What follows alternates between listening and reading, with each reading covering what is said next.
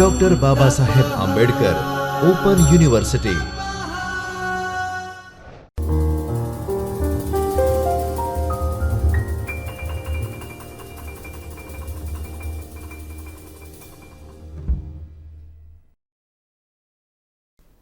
નમસ્કાર વિદ્યાર્થી મિત્રો, હું Vishal M Tundaliya, assistant professor of political science, doctor Baba Saheb Ambedkar open યુનિવર્સિટીના ચૈતન્ય સ્ટુડિયોમાંથી ફરીથી આપ સૌનું હાર્દિક સ્વાગત કરું છું, આપ સૌને આવકારું છું.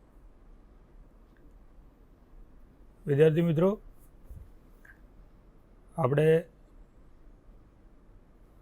આજે paper 3 block 5 unit 14 PSCM 203 PSCS 203 મુખ્ય પ્રાદેશિક પક્ષો એના અનુસંધાનમાં આપણે આજના ટૉપિકમાં થોડી ચર્ચા કરીશું. મિત્રો, આપણે સૌ રાજ્યશાસ્ત્ર પોલિટિકલ સાયન્સના અભ્યાસીઓ છે.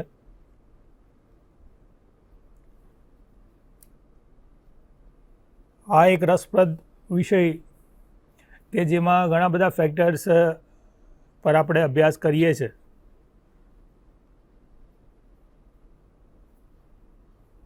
આ એક એવો સબ્જેક્ટ છે કે જેમાં તમને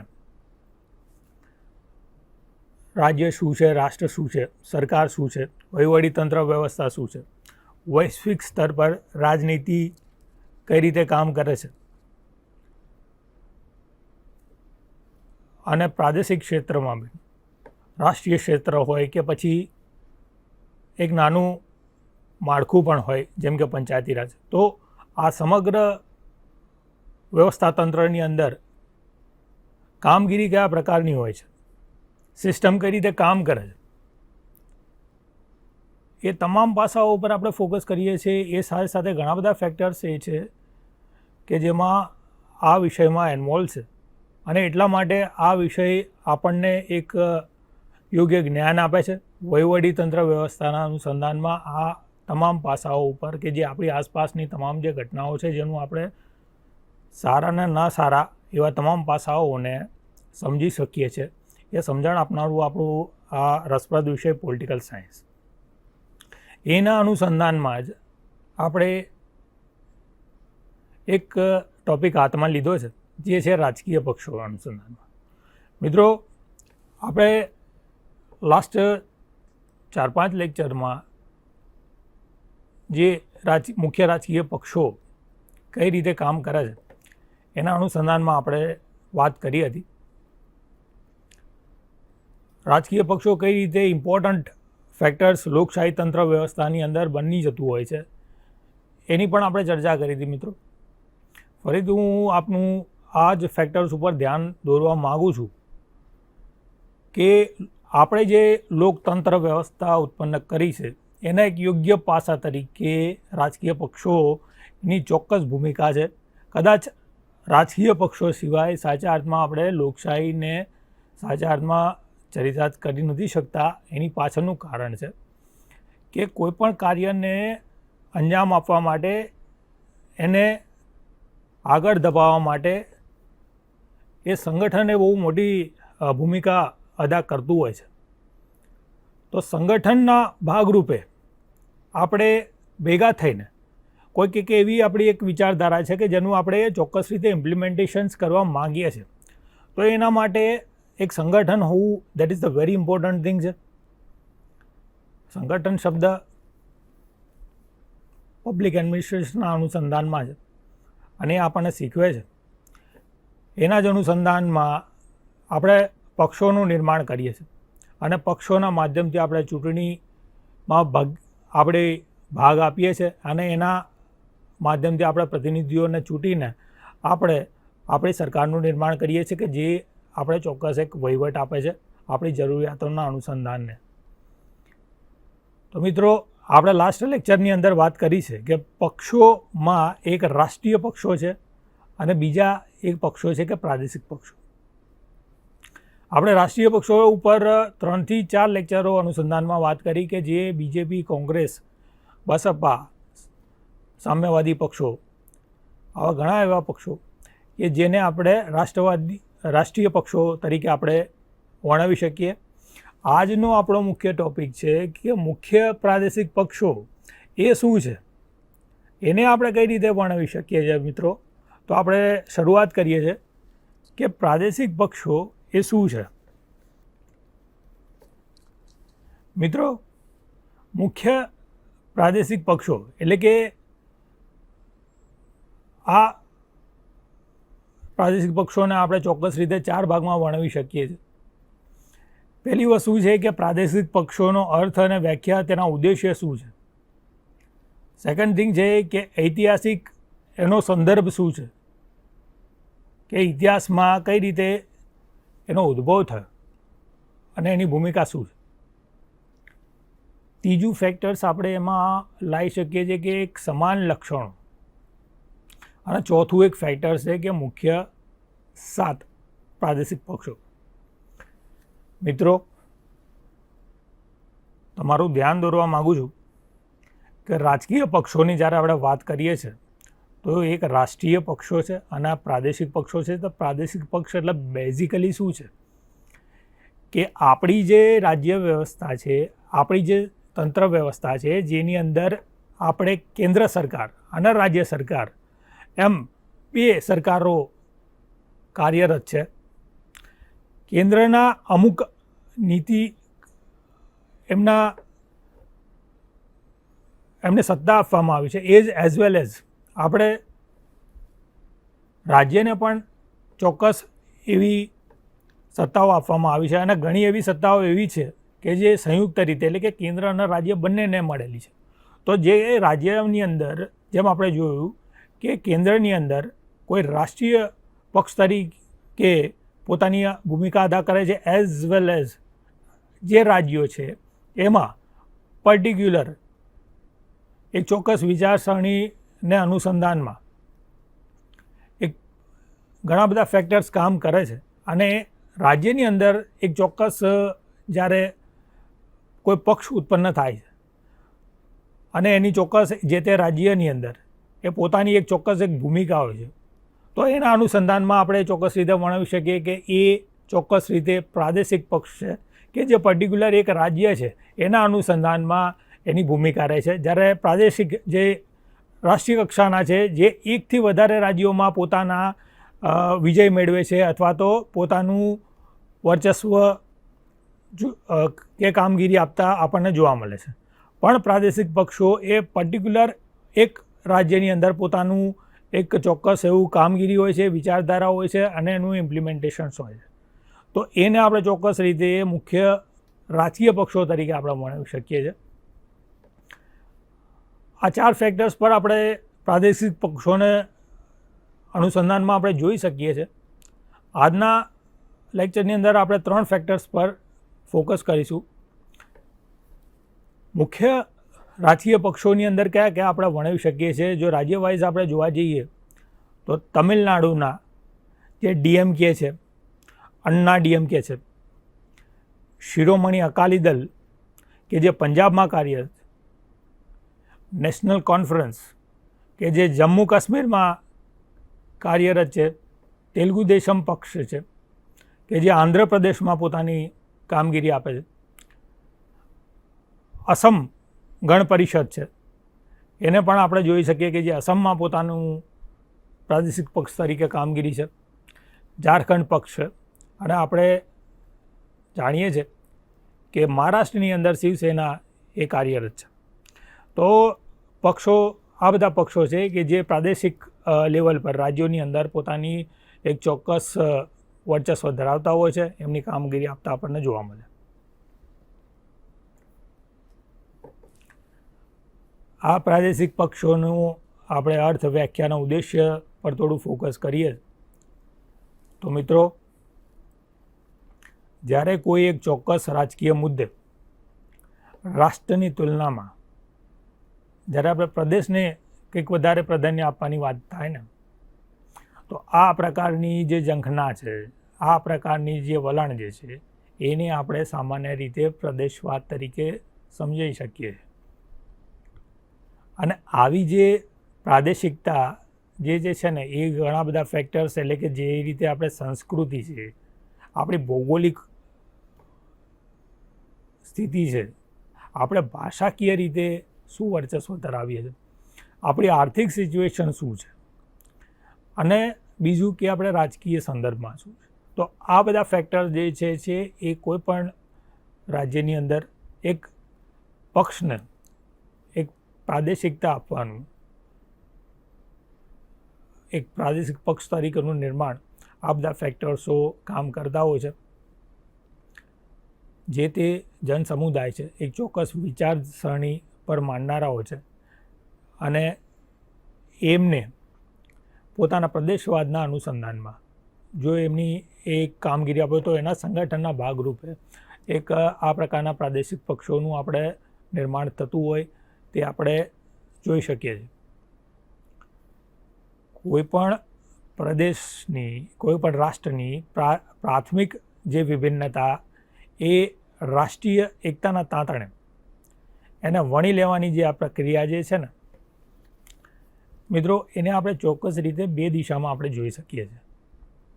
એના પર થોડું ફોકસ કરીએ મિત્રો. આ બે ફેક્ટર્સ પર આપણે જોઈએ તો કે શા માટે એ પ્રાદેશિક પક્ષોનું ઉદ્ભવ થતો હોય છે.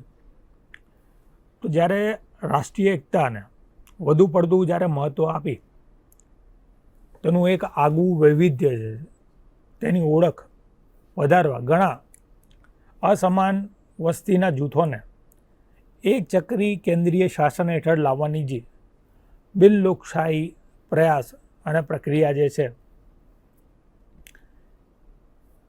અને આ બધી ફેક્ટર્સના અનુસંધાનમાં એક પ્રાદેશિકતાની જે લાગણી જે છે ને એ ક્યાંક ડૂબાય છે. અને ત્યારે જે છે એ પ્રાદેશિક પક્ષોનું સ્વરૂપ, તેની સ્થાપના જે છે ને એ સ્વરૂપે એ વ્યક્ત થતી હોય છે. એટલે શું કહેવા માગે છે આમાં કે જ્યારે રાષ્ટ્રીય એકતાને વધારે મહત્ત્વ આપીને જેનું આગવું વૈવિધ્ય એને ઓળખ ધરાવતા એક અસમાન જૂથોની એક ચક્રી શાસન વ્યવસ્થા, આ પ્રક્રિયા બિન લોકશાહી પ્રક્રિયા વ્યવસ્થામાંથી જ્યારે પ્રદેશવાદ એની લાગણી જ્યારે ક્યારેક ડૂબાઈ જાય છે, ત્યારે આ પ્રાદેશિક પક્ષો જે છે એનું ઉદ્ભવ થતું હોય એવું આપણે ચોક્કસ રીતે જોઈ શકીએ. જ્યારે આપણે સમવાય વ્યવસ્થાની વાત કરીએ છીએ મિત્રો, અને આ સત્તાની જે આપણી વહેંચણી કરીએ છીએ, સમવાય તંત્ર એક તરફ આપણે જોઈએ છે એક કેન્દ્ર સરકાર છે અને બીજું છે કે રાજ્ય વ્યવસ્થા, રાજ્ય સરકાર જે છે. તો આ ફેક્ટર્સ આપણે સમવાય તંત્રનો સ્વીકાર કરેલો આપણને જોવા મળે છે. આ વ્યવસ્થાની અંદર જો આપણે સત્તાની જે વહેંચણી એ સમાન, ન્યાયી અને સંતુલિત ન હોય તો તે અતિશય કેન્દ્રીકરણમાં એનું પરિણામ આપણને આવતું જોવા મળે. આમાં કેટલાક પક્ષો જે છે એ સ્વાયત્તતા, કેન્દ્રીકરણની માંગણીને લઈને અસ્તિત્વમાં આવતા હોય ને તેવું પણ આપણને જોવા મળે છે. ક્યારેક આ લાગણી એ અંતિમવાદી સ્વરૂપ પણ ધારણ કરે છે, હિંસક પણ બનતું આપણને ક્યારેક જોવા મળે. અને આ હતાશામાંથી એ ક્યાંક એવું પરિબળ બનતું જોવા મળે કે જે સંઘમાંથી એ અલગ થવાની એ માંગણી કરતું જોવા મળે. તો આમાં આપણને શું કહેવા માગે મિત્રો કે સમવાય વ્યવસ્થા આપણે જે ગોઠવી છે, ક્યાંક ને ક્યાંક એવા ફેક્ટર્સ આપણે કામ કરતા હોય છે કે વિકેન્દ્રીકરણની વાત આવે, પોતાની સ્વાયત્તાની વાત આવે છે. અને એમાં જો ક્યારેક એવું માને છે કે આપણી જ્યારે જરૂરિયાત હોય, આપણી જે સ્વાયત્તા હોય છે, આપણી જે લાગણી હોય છે, એને અનુસંધાનમાં જ્યારે એ ફેક્ટર્સ કામ નથી કરતું તો તેના માટે ક્યારેક એવું ઉગ્ર સ્વરૂપ પણ લેતા હોય છે અને હિંસક પણ બનતું હોય છે. અને આ બધા ફેક્ટર્સોથી એ પણ સંઘમાંથી ક્યાંક અલગ થવાની વાત આવે છે. તો આ બે ફેક્ટર્સો કામ કરે છે કે જેના ઉપરથી આપણે મિત્રો જોઈ શકીએ છીએ કે કોઈ પણ પ્રાદેશિક પક્ષનો ઉદ્ભવ કઈ રીતે થતું હોય છે. મિત્રો થોડા એના અર્થ ઉપર આપણે સમજીએ તો કોઈ એક ચોક્કસ વિસ્તાર કે પ્રદેશમાં જ્યારે કોઈ લાંબા સમયથી એક અલગ માનવામાં આવે છે ત્યારે એ પરિબળો એ જુદી જુદી માત્રામાં પ્રભાવ બને છે. કોઈ એક પ્રદેશને લાંબા સમય સુધી અલગ જ માનવામાં આવતું હોય તો આ બધા ફેક્ટર્સો પરિબળો જે છે એના પર પ્રભાવ બનતું જોવા મળે. આ પરિબળોમાં ભૌગોલિક, ધાર્મિક, ભાષાકીય, સાંસ્કૃતિક, સામાજિક, આર્થિક, રાજકીય આ બધા વિકાસના તબક્કાઓ છે, એમની જીવનશૈલી જે છે, એમનું આપણુંપણાની જે લાગણી છે, આ બધા ફેક્ટર્સો એ જ્યારે ક્યારેક ઉત્પન્ન થતા હોય છે તો પણ પ્રાદેશિક પક્ષોનું આપણે ઉદ્ભવ થતું હોય છે. આ પ્રકારના ઓળખવાળા જે પ્રાદેશિક અસ્તિત્વમાં હોય તો એક રાજ્યની સરહદમાં તે સમાયેલું હોઈ શકે, એ પણ ફેક્ટર જરૂરી બનતું ક્યાંક નથી. અને કોઈ એક રાજ્યની અંદર પણ આવા કેટલાક પ્રાદેશિક એકમો અને સમૂહો એક આગવી ઓળખ અને અસ્તિત્વ ધરાવતા આપણને જોવા મળે. શું ફેક્ટર્સ કહેવા માગે છે કે એવું જરૂરી નથી કે એના સરહદો ઉપર જ આવા બધા રાજ્યો, આવા બધા પ્રદેશો જે અસ્તિત્વમાં હોય, પરંતુ એ રાજ્યની અંદર પણ એવા ક્યાંક એકમો અને સમૂહો અસ્તિત્વ ધરાવતા હોય છે. કઈ રીતે હોય છે તો આપણે જોઈએ કે આંધ્રપ્રદેશ કે જેનું વિભાજન પહેલાં તે તેલંગાનામાં, આંધ્રપ્રદેશમાંથી વિભાજિત થયેલું તેલંગાના, એટલે કે તેલંગાના એ આંધ્રપ્રદેશમાં હતું પણ એમાંથી પણ એ અલગ થયું, અલગ રાજ્ય તરીકે. મહારાષ્ટ્રમાં વિદર્ભ જે છે એ પણ મહારાષ્ટ્રમાંથી અલગ થાય છે. પશ્ચિમ બંગાળ, દાર્જિલિંગમાં જ્યાં એક અલગ ગોરખાલેન્ડ રાજ્યની પણ માંગણી થઈ. તો આ બધા ફેક્ટર્સ છે કે રાજ્યની અંદર પણ એક એવા એકમો, સમૂહો છે કે જે પ્રાદેશિક રીતે એને અલગ કરવાની અસ્તિત્વમાં આવતું હોય છે.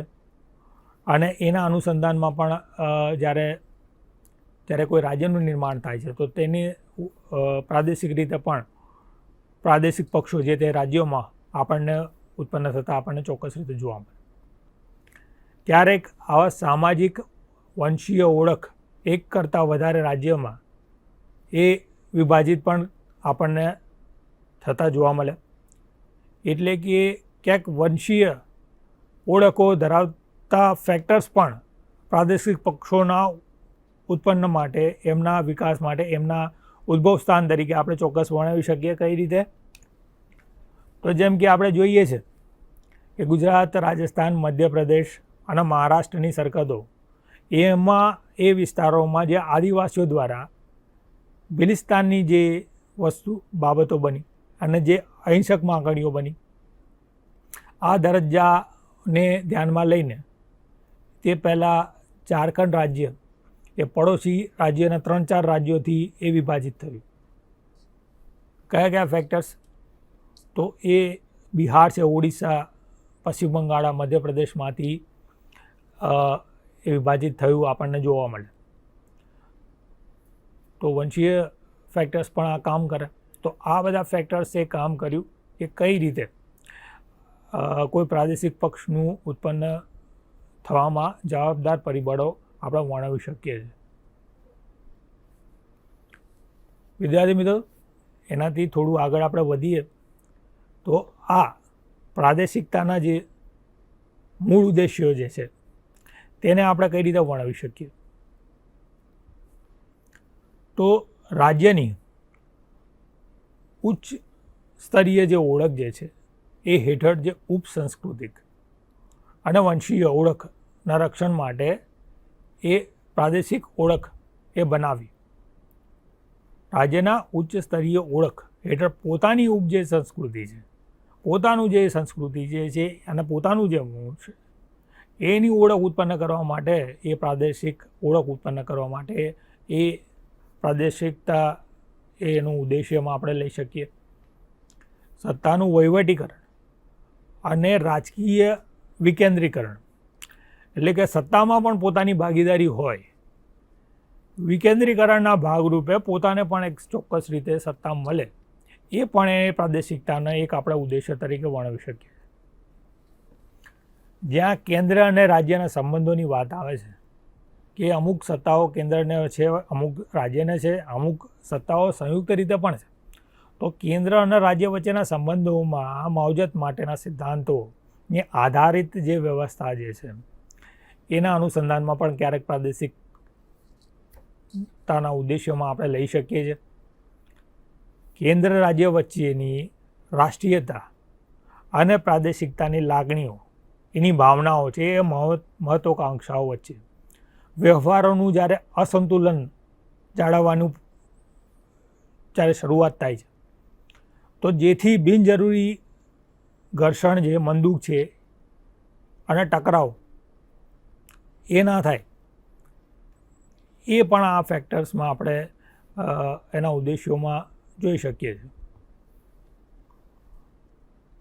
એના પ્રાદેશિક પક્ષોના એક ઉદ્ભવ માટે એના ઉદ્દેશ્ય શું છે કે ભાઈ કેન્દ્ર અને રાજ્ય વચ્ચેની જે રાષ્ટ્રીય અને પ્રાદેશિક લાગણીઓ જે છે એની ભાવના મહત્વાકાંક્ષા, તો એમાં સંતુલન જળવવાની વાત છે. એમાં ક્યાંક ઘર્ષણનું પરિસ્થિતિ ન ઉત્પન્ન થાય, એ પણ આપણે એના ચોક્કસ ઉદ્દેશ્યમાં વર્ણવી શકીએ.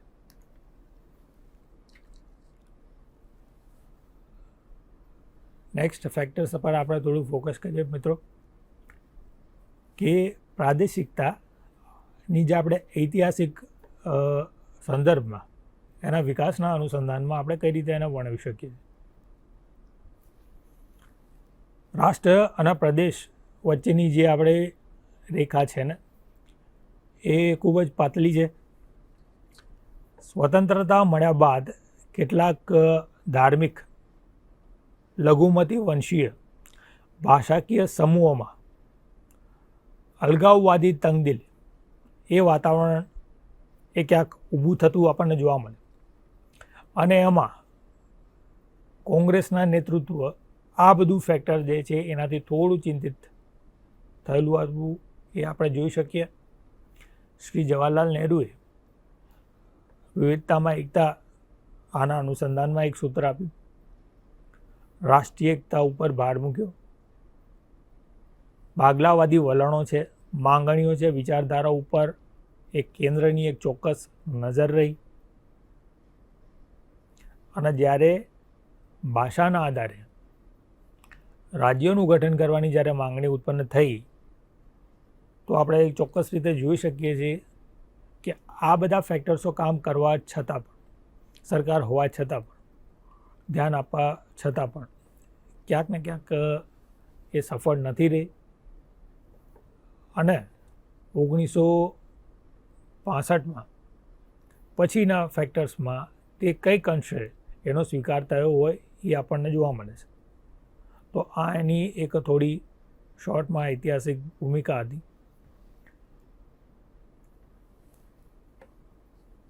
પ્રાદેશિક પક્ષોના કે જે તે રાજ્યમાં હોય છે, તો એને આપણે સમાન રીતે કઈ રીતે વર્ણવી શકીએ, કે એના લક્ષણો કયા સમાન રીતે આપણે વર્ણવી શકીએ છીએ.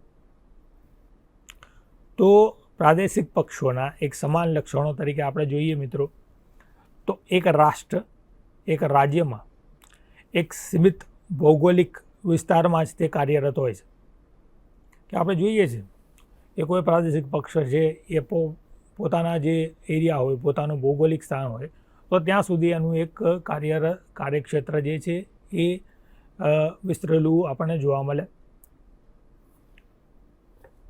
એના સભ્યો જે છે એ વિધાનસભાની એક જ મત વિસ્તારમાં, એક નાનકડા વિસ્તારમાં એ લોકો વસતા હોય, તે પણ આપણે જોઈ શકીએ છીએ.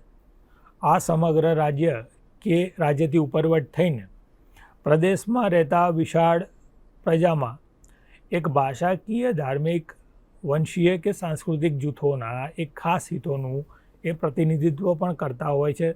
તો આ બધું ફેક્ટર્સ જોઈએ છે કે જ્યારે આપણે પ્રાદેશિક પક્ષોની વાત કરીએ છીએ, પર્ટિક્યુલર એક રાજ્યની વાત કરીએ છીએ, તો આ લક્ષણો જે છે એ સમાન રીતે દરેક રાજ્યમાં ઉત્પન્ન થતા પ્રાદેશિક પક્ષોના એક સમાન લક્ષણ તરીકે કઈ રીતે જોઈ શકીએ. તો આ ત્રણ ફેક્ટર્સ ઉપર આપણે થોડું ધ્યાન ના માધ્યમથી આપણે જોઈ શકીએ છીએ. ભારતીય પ્રાદેશિક પક્ષોના સમાન લક્ષણો નોંધતા એ જણાય કે તે મૂળભૂત રીતે બે પ્રકારના ઘટક સમૂહો ઉપર એનો સમૂહો આપણને જોવા મળતા હોય. એક ફેક્ટર્સ કે જે આત્મલક્ષી ફેક્ટર્સ છે અને બીજું છે કે વસ્તુલક્ષી. તો આ કયા ફેક્ટર્સ ઉપર પ્રાદેશિક પક્ષોનો ઘટક સમૂહો એ કામ કરતું હોય છે, શું છે, એના પર થોડું ફોકસ કરીએ. મિત્રો, આત્મલક્ષી ફેક્ટર્સ જે છે એ જીવનશૈલી છે, એ આપણી રૂઢિરિવાજો છે, આપણી પરંપરા છે, ભાષા છે, આપણી સંસ્કૃતિ છે, આપણો વારસો છે.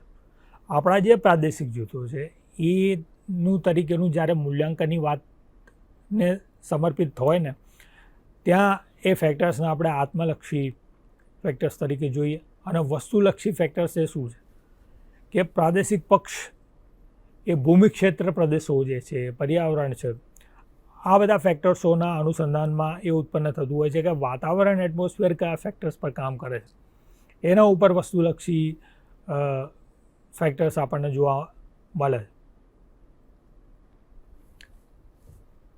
આપણે ભારતના રાજકીય પક્ષોને ઓળખવા હોય તો તેના એક સમાન લક્ષણોને આપણે જોઈ શકીએ. કઈ રીતે એને આપણે ઓળખી શકીએ છીએ?